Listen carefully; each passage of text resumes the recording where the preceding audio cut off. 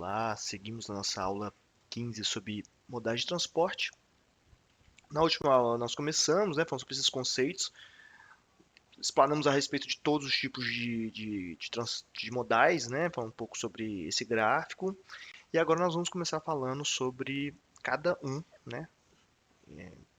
caracterizando e também apontando vantagens e desvantagens, tá? Esse primeiro que coloca é o rodoviário, acho que é mais fácil de compreender, tá mais dentro do nosso dia a dia.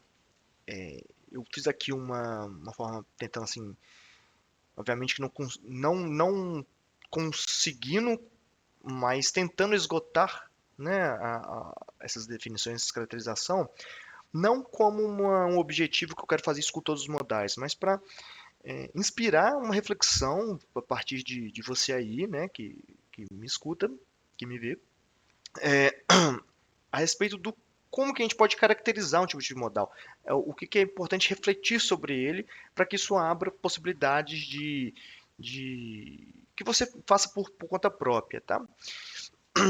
Porque isso é importante para algo que eu sempre falo aqui, quebrar vícios escolares.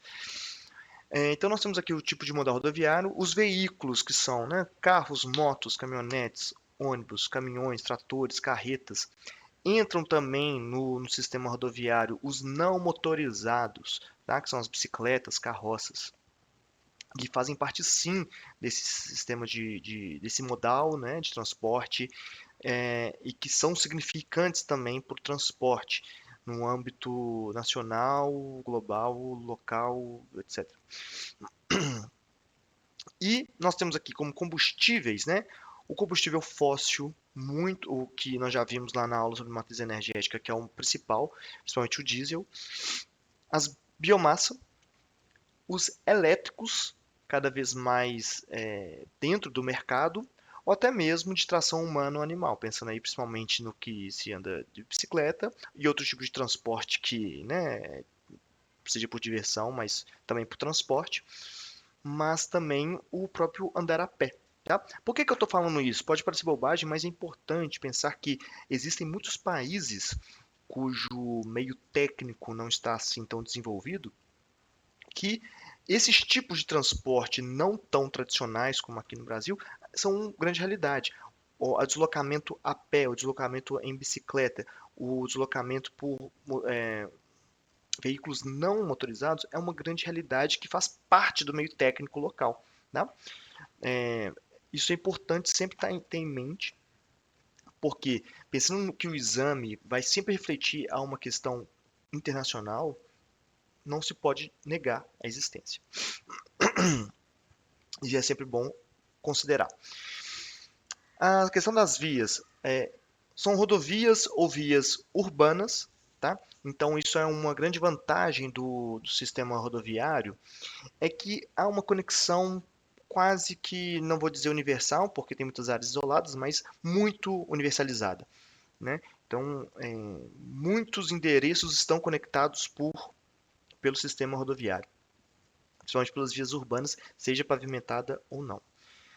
A manutenção é alta em manta asfáltica, né? O asfalto, quanto uma tecnologia de pavimentação, revolucionou muito o mundo de forma geral, né? Hoje eu lembro de ver esse estudo dizendo que a área asfaltada do mundo atualmente ultrapassa o território equivalente ao do Maranhão, do estado do Maranhão. Então imagina a quantidade, de área asfaltada que já existe no mundo.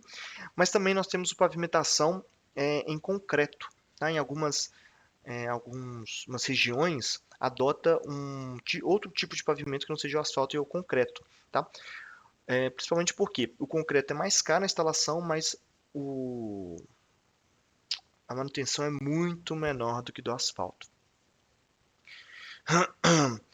Mas também nós temos aí gastos operacionais, como sinalização e controle, resgate em caso de acidente, visto que é muito comum, né? Drenagem dessa área, por ser uma área muito grande pavimentada, precisa de uma drenagem adequada. Isso pode gerar problemas tanto na via quanto nos arredores. A pintura, o desgaste dos pneus também, que tem sido uma questão ambiental muito colocada, né? Pela grande quantidade. Enfim, isso aí é uma caracterização. Lembrando que eu quero colocar isso aqui mas para que você reflita sobre os outros modais, né, e o que isso pode trazer aí de novidade para você, porque acho que é só uma questão de reflexão, tá? É, vantagens, como eu já disse, itinerário flexível. É possível se deslocar, né, através desses veículos em grandes partes, né, já conectadas. E muito fácil também, né, de se chegar num local de produção para um local de entrega. Dinâmico, com pouca baldeação, é isso que eu estou dizendo, né? Baldeação é o quê? Quando se passa de um modal para o outro, né? Então, para você tirar uma carga que está num trem para um navio ou de um trem para um caminhão, isso é uma baldeação. Há também baldeação entre o mesmo modal de transporte, sair de um caminhão e ir para um carro, uma caminhonete. Baldeação a gente fala muito sobre passageiros, tá? Passageiros que têm que baldear. Às vezes é de um ônibus para outro ônibus. Isso também é baldeação. Geralmente feito em terminais próprios para isso. Nós também temos outra vantagem que desses veículos são individualizados. Então, não só são transportes massivos, tá? Então permite que não tem um controle, uma operação centralizada. Isso pode ser visto como uma vantagem e fácil de operar, né, no caso de motoristas que dirigem. Desvantagens: operação cara. Isso daqui é isso em relação às rodovias, tá? Em grande escala que eu estou dizendo. Manutenção constante, visto o grande uso, visto o tipo de pavimento. E tráfego por excesso de veículos, ou seja, hoje já se fala de gastos de veículos ligados parados, né, com pouca velocidade por conta do excesso de veículos. Coisas que não vão acontecer com outros tipos de modal nessa mesma dimensão. Tá? Existe gargalo, sim, de infraestrutura em outros modais, mas não igual ao rodoviário. Não tem outro gargalo maior do que o rodoviário. Inclusive, gargalo é um nome que se dá muito para quando você está discutindo, né, transporte, relativo a, a conexões de transporte que não estejam mais adequadas à infraestrutura. Esse gargalo pode ser feito por falta de infraestrutura em um determinado ponto, né? Então, vamos supor, você tem ali um porto e ligado por uma ferrovia. Essa ferrovia chega com bastante produto lá, bastante soja, por exemplo, ferro nesse porto, só que esse porto já não está mais suportando muitos navios, então o navio para, demora um dia para ser carregado e já tem outros lá na fila. Isso é um gargalo no porto, tá? Mas também pode haver gargalos dentro do mesmo modal. Então, é o que acontece muito no tráfego rodoviário. Muitas avenidas que convergem em uma só e essa outra está com gargalo, ou seja, precisa de ampliação. Pode ser uma necessidade de ampliação, né, pode ser resolvido com a ampliação essa avenida que recebe essas outras, ou também uma outra solução como eu posso dizer isso? Ampliar a diversidade de modais, né? Inclusive, isso aí é uma questão muito colocada na gestão urbana, que a diversidade de modais é uma é a melhor solução para o transporte urbano, para a mobilidade urbana. Não insistir só num tipo de modal, mas criar conexões entre um e outro. Ou seja, ônibus com metrôs, com bicicletas, é, é, ou seja, conectar, né, vários tipos de modais. Estou falando aqui de casos brasileiros, mas a gente pode ver também em algumas regiões conexão também com balsas, né, que é mais comum em regiões que são mais conectadas por canais, etc. Tá? Então, a gente tem vários tipos de modais no mesmo local. Beleza, isso aí são falando rapidamente sobre o rodoviário, né? Agora vamos falar do ferroviário. Os veículos, a gente pode falar aí dos metrôs, como eu já falei, né? Metrô seria um trem eletrificado, com embarque pronto para ter um embarque e desembarque muito mais dinâmico do que um trem normal, e também mais veloz, sistema de frenagem e aceleração muito mais dinâmicos. Nós também temos os VLTs, chamado veículos leves sobre trilhos. Não é uma tecnologia nova, né? Já tinha os bondinhos nas cidades, né? Que é um sistema ferroviário que em muitas cidades se perdeu, né? Foi um sistema que foi literalmente coberto pelo asfalto, mas hoje já está recriando com esse nome, VLT, que são esses bondinhos mais, são maiores, são mais seguros, enfim, é assim que se chama, né? E algumas cidades já têm instalado, algumas cidades brasileiras já têm instalado esse tipo de veículo. Trens de carga ou passageiro. No Brasil, nós vamos ter majoritariamente trens de carga, né? De passageiros, nós temos muito trens de turismo, ou seja, não estão ali no âmbito do transporte, mas nós vamos também ter dois sistemas de passageiros interestaduais. O único que é regular é o chamado Vitória Minas, que liga Belo Horizonte à região metropolitana de Vitória. Todos os dias sai um trem, cada uma de um lado de um extremo oposto. E também temos saindo do Pará, de Carajás para São Luís, mas esse já não é tão regular. Porém, existe outros trens em regiões metropolitanas, que aí já está mais ligado ao metrô, e tem já um anúncio da expansão desse tipo de sistema de trens de passageiro no Brasil, no PAC 3, algo que a gente pode ver mais para frente. Trens de alta velocidade também é outro tipo de transporte, outro tipo de veículo no sistema ferroviário. Inclusive, o trem de alta velocidade ele chega aqui com uma modernização do sistema ferroviário, tentando captar passageiros do sistema aeroviário, porque quando se trata de passageiros, precisa de ser dinâmico, precisa ser fácil o embarque e desembarque, mas principalmente dinâmico, rápido.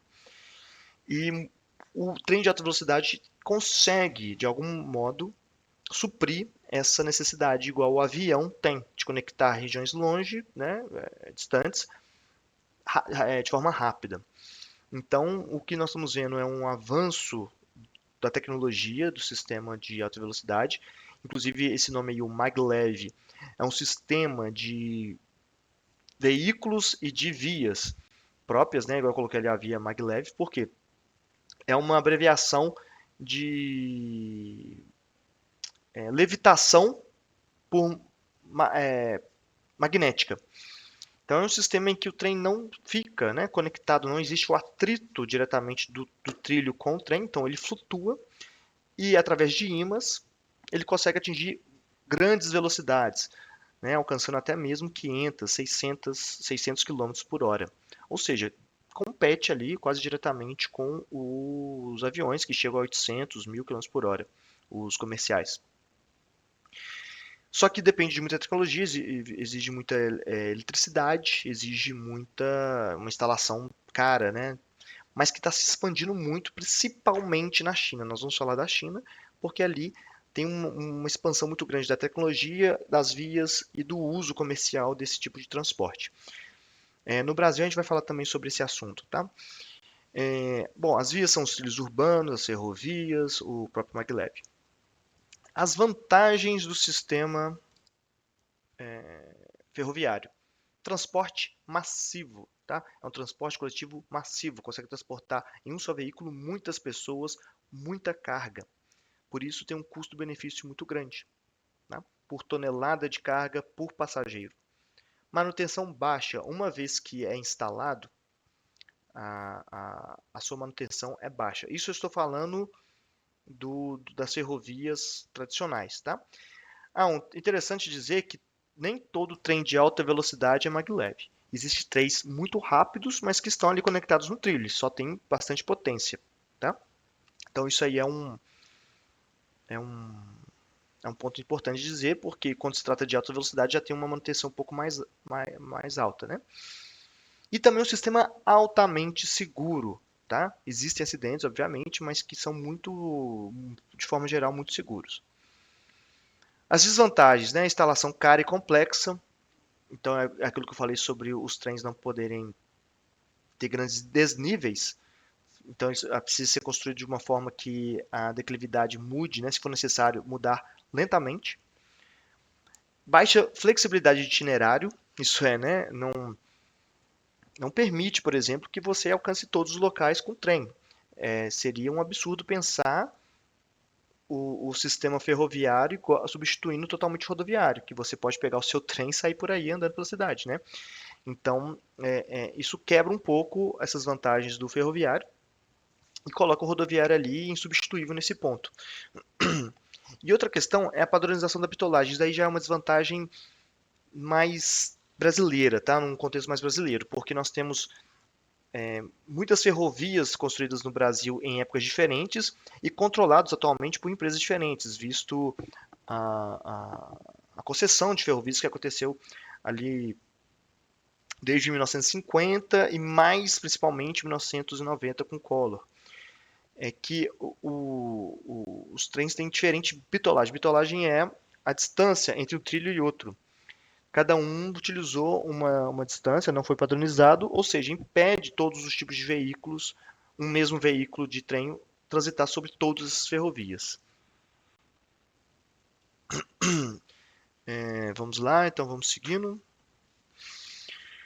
Nós temos aqui também o sistema hidroviário, ou como eu disse, também pode ser chamado de aquaviário. Tá? Os veículos são embarcações pequenas, médias e grandes, navios de diferentes tipos.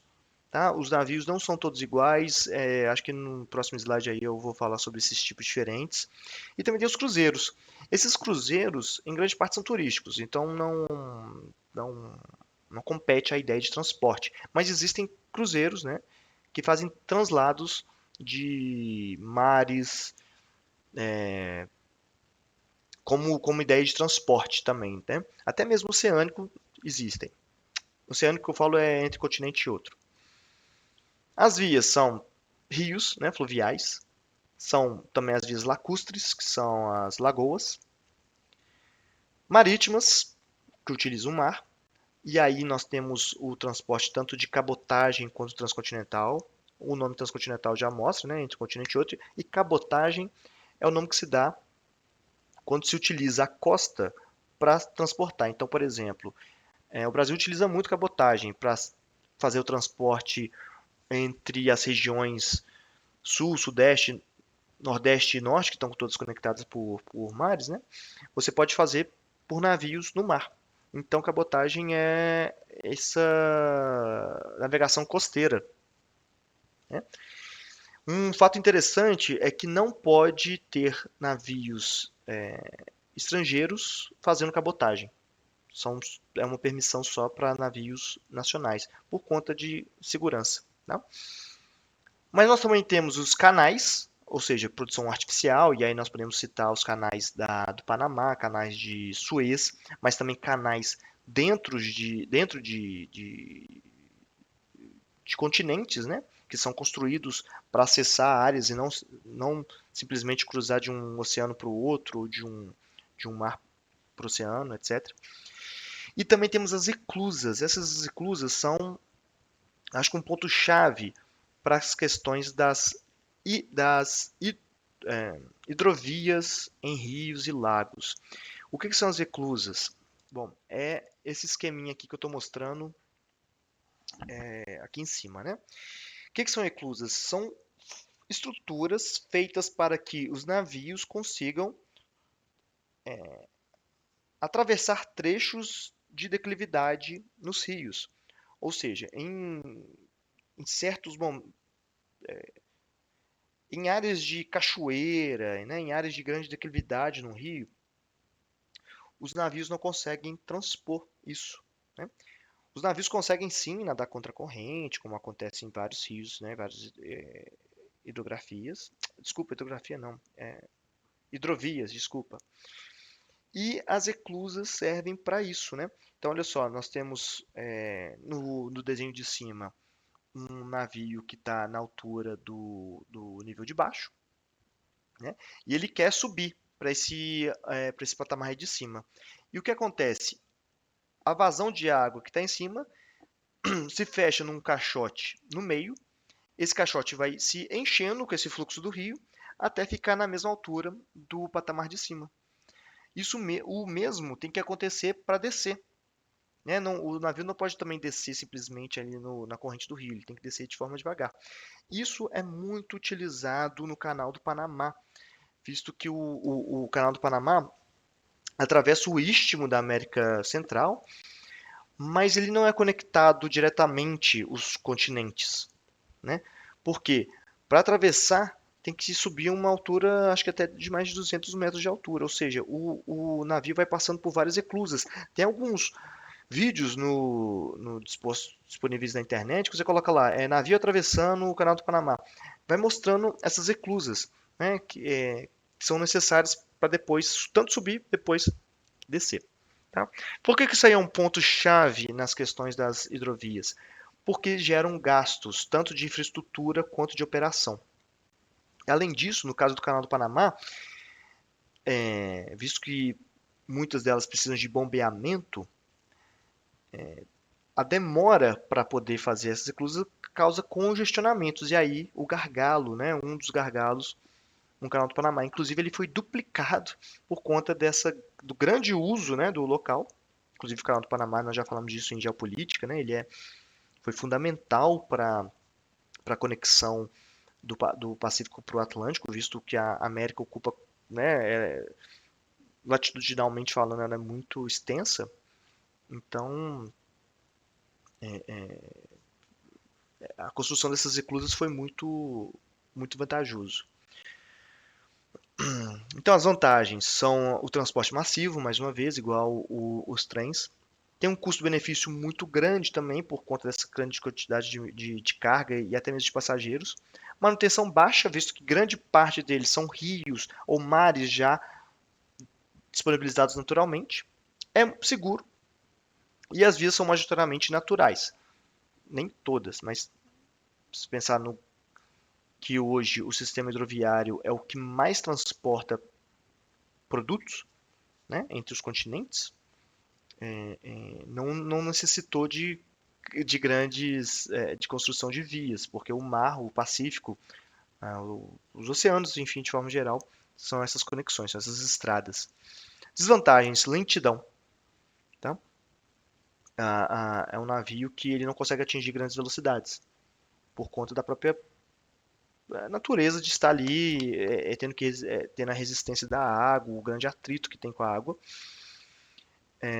E a sazonalidade, nós vamos ver também que muitas hidrovias dependem da sazonalidade, ou seja, só funcionam em determinada época do ano, visto que o rio abaixa e fica inviável a travessia.